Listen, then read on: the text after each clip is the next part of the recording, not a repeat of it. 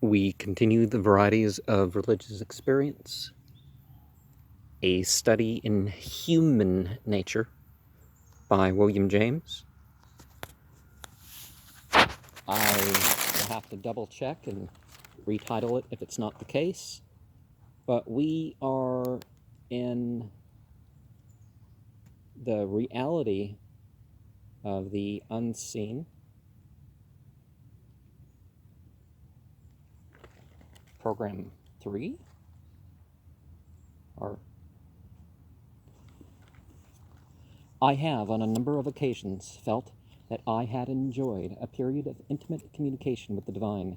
These meetings came unasked and unexpected, and seemed to consist merely in the temporary obliteration of the conventionalities which usually surround and cover my life. Once it was when, from the summit of a high mountain, I looked over a gashed and corrugated landscape, extending to a long convex of ocean that ascended to the horizon, and again from the same point when I could see nothing beneath me but a boundless expanse of white cloud on the blown surface of which a few high peaks, including the one I was on, seemed plunging about as if they were dragging their anchors. What I felt on these occasions was a temporary loss of my own identity, accompanied by an illumination which revealed to me a deeper significance than I had been wont to attach to life. It is in this that I find my justification for saying that I have enjoyed communication with God. Of course, the absence of such a being as this would be chaos. I cannot conceive of life without its presence. So that was an account of a 27-year-old, if you don't remember the start of last time. But you know how the Bible talks about that stuff about, and they shall move, if they have faith, they shall move mountains and all that stuff. One thing on the mystical path that the person has to deal with is that you got to not mix the planes. You know, so just because you feel an earthquake, well, is this a physical earthquake or is this a visionary earthquake? I mean, sometimes they combine themselves. I can think of two incidences when they combined themselves, but, you know, nothing was at a point where there was a danger because, you know, because of mixing the planes or something like this. It just happened with both for me. And no, not when I was in California, where there was more severe earthquakes. All I remember there was I was telling my father that shouldn't we get under one of the doorways or something, and yeah.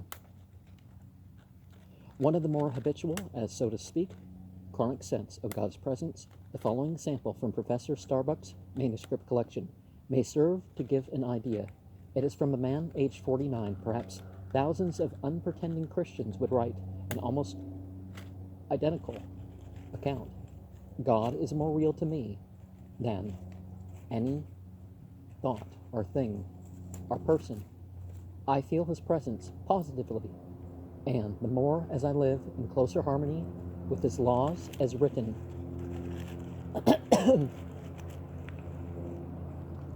with his laws as written in my body and mind.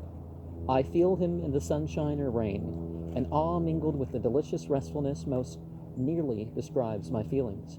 I talk to him as a companion in prayer and praise, and our communion is delightful. He answers me again and again, often in words so clearly spoken that it seems my outer ear must have carried the tone, but generally in strong mental impressions, usually a text of scripture unfolding some new view of him and his love for me and care for my safety. I could give hundreds of instances in school matters, social problems, financial difficulties, etc., that he is mine and I'm his, never leaves me. It is an abiding joy. Without it, life would be a blank, a desert, a shoreless, trackless waste. I subjoin more examples from writers of different ages and sexes. They are also from Professor Starbuck's collection, and their number might be greatly multiplied. The first is from a man 27 years old. God is quite real to me. I talk to him and often get answers. thoughts, sudden and distinct from any I have been entertaining, come to my mind after asking God for his direction. Something over a year ago was for some weeks in the direct perplexity.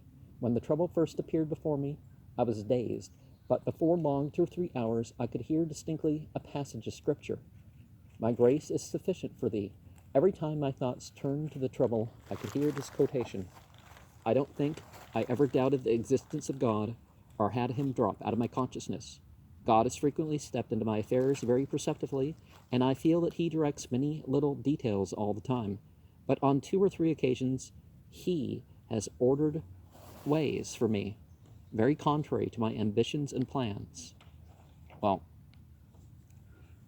whether you're following a spiritual path or whether you're directly in communion with some entity, it's up to you what you believe and do about it, right? But it's virtually never just, fulfilling what you want. And if we go back to the comment before the one before that, unpretending, well, yeah, the vast majority of churchgoers will say that they've had this experience, and you're like, yeah, most of us have that at movies and stuff. So unpretending, but there is plenty of people who have real mystic experiences. It just isn't most of it, and I think nowadays it's probably even greater percentage of those that will insist that they have the experience of being saved, and they have to even be accepted in the group. Sometimes some churches like, have you had the experience of being saved? And finally they say they have, and or they have to attribute something as some sort of oracular proof or something. But again, plenty are non-pretending, whether their interpretation of their experience is the best or not. Another statement, nonetheless, valuable psychologically for being so decidedly childish. Sometimes I repeat things, not because it's necessary to be understood, but because I am going to, I want to leave this open to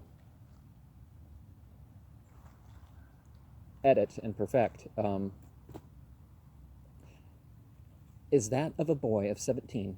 Sometimes as I go to church, I sit down, join in the service, and before I go out, I feel as if God is with me, right side of me, singing and reading the Psalms with me. Well, what's the verse in the Psalms that backs that idea up, that God's omnipresent and God's even there in the praise of those who worship him? Multiple verses, I think, come back with that, I don't know. And then again, I feel as if I could sit beside him and put my arms around him, kiss him, etc. When I am taking Holy Communion on the altar, I try to get with him and generally feel his presence. And of course, I would say that,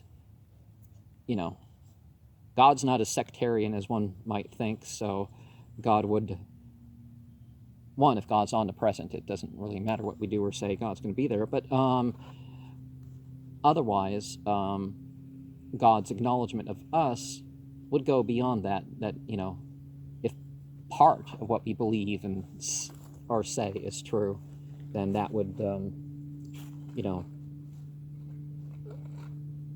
support of that would be signed off on, you would say. I let a few other cases follow at random. God surrounds me like the physical atmosphere. He is closer to me than my own breath. In him, literally, I live and move and have my being. There are times when I seem to stand in his very presence, to talk with him. Answers to prayer have come, sometimes direct and overwhelming in the revelation of his presence and powers. There are times when God seems far off, but this is always my own fault. I have the sense of a presence, strong and at the same time soothing, which hovers over me. Sometimes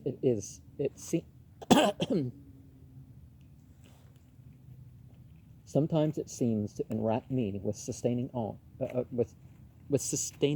arms. I need to start taking the vervain. Such is the human ontology. Such is the human ontological imagination, and such is the convincingness of what brings it to birth. Unpicturable beings are realized, and realized with an intensity almost like that of a hallucination. They determine our vital attitude as decisively as the vital attitude of lovers is determined by the habitual sense, by which each is haunted of the other being in the world. A lover has notoriously this sense of the continuous being of his idol, even when his attention is addressed to other matters, and he no longer represents her features. He cannot forget her. She is uninterruptedly affecting him through and through. I spoke of the convincingness of these feelings of reality, and I must dwell a moment longer on that point. They are as convincing to those who have them as any direct sensible experiences can be, and they are, as a rule, much more convincing than results established by mere logic ever are. One may indeed be entirely without them. Probably more than one of you here present is without them in any marked degree. But if you do have them, and have them at all strongly, the probability is that you cannot help regarding them as genuine perceptions of truth, as revelations of a kind of reality which no adverse argument, however unanswerable by you in words, can expel from your belief. The opinion opposed to mysticism in philosophy is sometimes spoken of as rationalism. Rationalism insists that all our beliefs ought ultimately to find for themselves articulate grounds. Such grounds for rationalism must consist of four things: definitely statable abstract principles, definite facts of sensation, definite hypotheses based on such facts, and definite inferences logically drawn. Vague impressions of something indefinable have no place in the rationalistic system, which on its positive side is surely a splendid intellectual tendency, for not only are all our philosophies fruits of it, but physical science, amongst other good things, is its result. Nevertheless, if we look on man's whole mental life as it exists, on the life of men that lies in them apart from their learning and science, and that they inwardly and privately follow, we have to confess that the part of it which rationalism can give an account is relatively superficial. It is the part that has the prestige undoubtedly, for it has the loquacity. It can challenge you for proofs, and chop logic, and put you down with words, but it will fail to convince or convert you all the same. If your dumb intuitions are opposed to its conclusions, if you have intuitions at all, they come from a deeper level of your nature than the loquacious level which rationalism inhabits.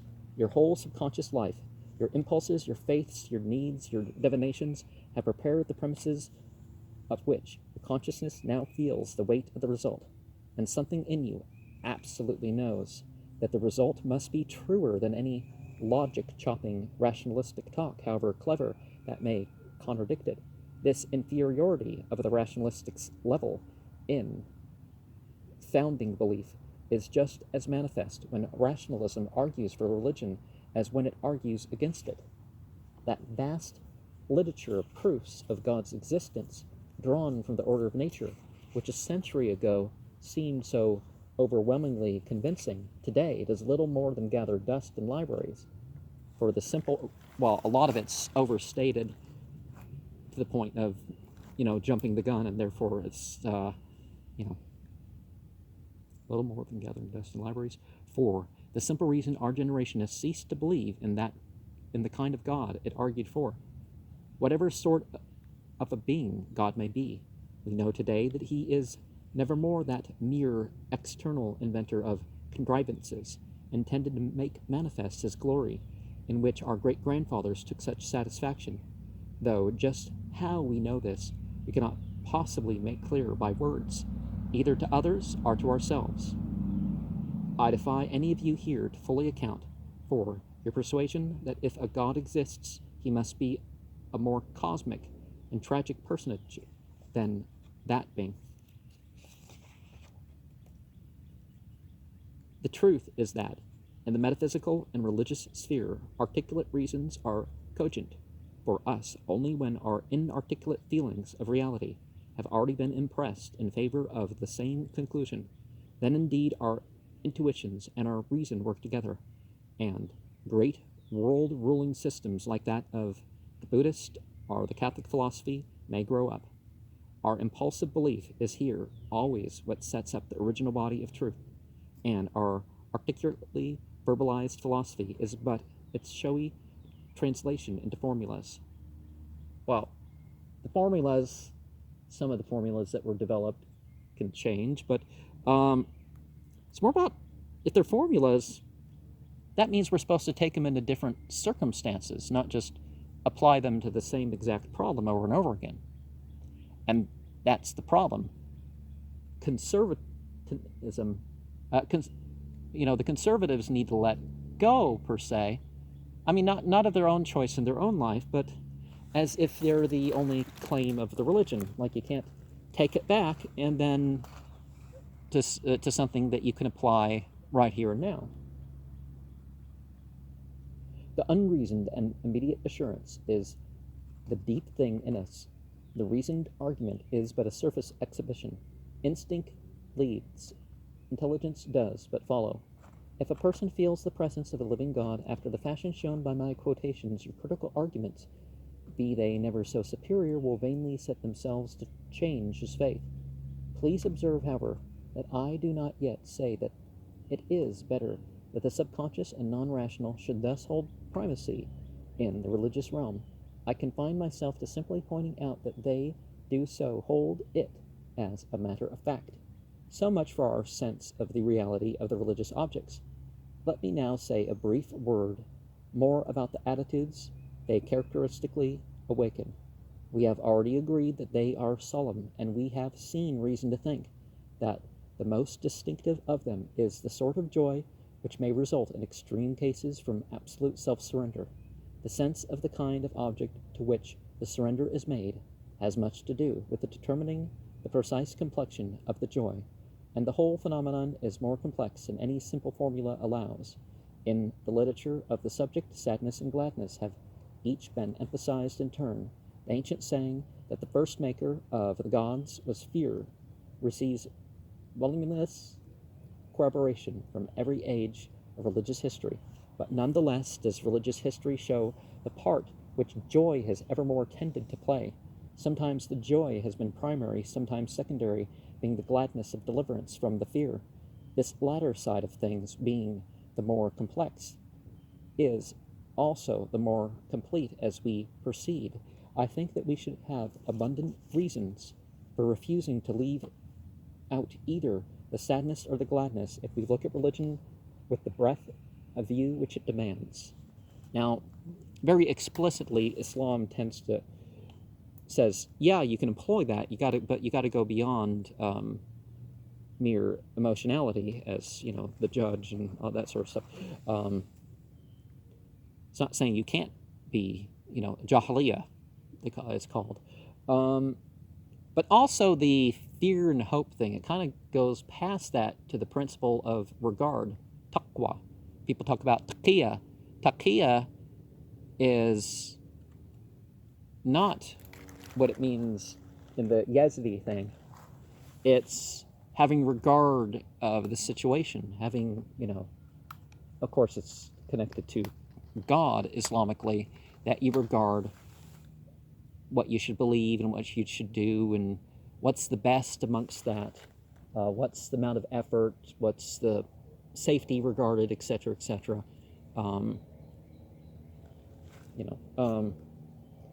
Well, that's a larger issue because of what people say about it, but that's gone into elsewhere.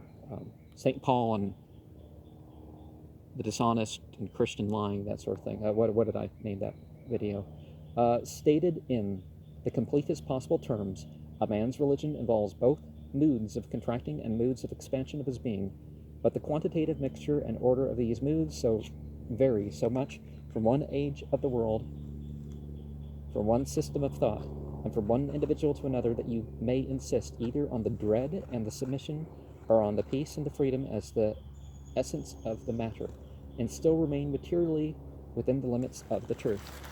The constitutionality somber and the constitutionality sanguine onlooker are bound to emphasize opposite aspects of what lies before their eyes.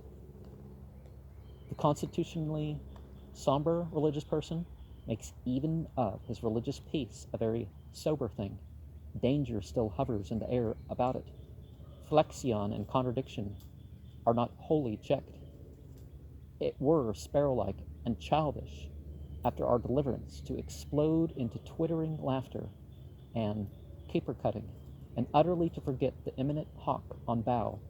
Lie low, rather lie low, for you are in the hands of a living God. In the book of Job, for example, the impotence of man and the omnipotence of God is the exclusive burden of its author's mind. It is as high as heaven. What canst thou do? Deeper than hell. What canst thou know? There is an astringent relish about the truth of this conviction, which some men can feel, and which for them is as near an approach as can be made to the feeling of religious joy. And, of course, one of the things, when we're referring to the Bible, there's a lot of this stuff that people, they presume you know the quote, or can figure out where the quote is. And, yeah, we can figure it out, but it'd be nice to have the book number and the name. Of course, the book of Job, that narrows it down a bit, but what is that, 100 pages? In Job says that the coldly truthful writer, the author of Mark Rutherford, God reminds us that man is not the measure of his creation. The world is immense, constructed on no plan or theory which the intellect of man can grasp. It is transcendent everywhere. This is the burden of every verse, and is the secret that if there be one of the poem, sufficient or insufficient, there is nothing more. ... God is great, we know not his ways. He takes from us all we have. But yet, if we possess our souls in patience, we may pass the valley of the shadow, and come out in sunlight again. We may, or we may not. What more have we to say now than God said from the whirlwind over 2,500 years ago? In his book, Too Little to Read, I Fear, Natural Religion, 3rd edition, Boston, 1886, page 91 and 122. If we turn to the sanguine onlooker, on the other hand, we find that deliverance is felt as incomplete unless the burden be altogether overcome and the danger forgotten. Such onlookers give us definitions that seem to the somber minds of whom we have just been speaking to leave out all the solemnity that makes religious peace so different from merely animal joys. In the opinion of some writers, an attitude might be called religious, though no touch were left in it of sacrifice or submission, no tendency to flexion, no bowing of the head, any habitual and regulated admiration, says Professor J.R. Seeley, is worthy to be called religious. And accordingly, he thinks that our music, our science, and our so-called civilization, as these things are now organized and admiringly believed in, form the more genuine religions of our times. Certainly, form the more genuine religion of our time. Certainly, the unhesitating and unreasoning way in which we feel that we must inflict our civilization upon lower races by means of hot-kiss guns, etc., reminds me of nothing so much as the early spirit of Islam spreading its religion by the word. And you find early on, through what we call Egypt and such like that, that Islam wasn't forced on the population. There's a few examples, and people, which go against the Quran and go against what Muhammad taught, but you certainly find that Islam never allowed wars of conquest. If you're Shia or Sunni, I don't know about Abadi because I don't have any of their narrations, but, for example, there's the 4 cursed things. Those who fight war to increase the territory. Those who fight war to gain slaves. Those who fight wars to get other worldly riches. Those who fight to force conversion. there's absolutely nothing in Islam itself that would lend towards forced conversion or enforcing religion, you could say. But and the countries with the highest percent of Muslimin are actually countries where there was no army come in. So not only the ones that were there hundreds of years of Islamic rule before some areas became Muslim majorities. So they're pushing off what really happened with Christianity. Now, it took hundreds of years of them rules, but they, tried to force everybody to be Christian, and people just didn't necessarily believe. And the Bible supports that, by the way, and so does it support the forcing of Judaism. In my last lecture, I've quoted to you the ultra-radical opinion of Mr. Havelock Ellis, that laughter of any sort may be considered a religious exercise, for it bears witness to the soul's emancipation. I quoted this opinion in order to deny its adequacy, but we must now settle our scores more carefully with this whole optimistic way of thinking. It is far too complex to be decided offhand. I propose accordingly that we make religious optimism the theme of the next two lectures. Now, there was nothing from the 1600s, like 1620 or something really, on, that could probably be even remotely called an Islamic State. And people knew that. They weren't fighting for the rights of others, which is how Islam expands with its armies.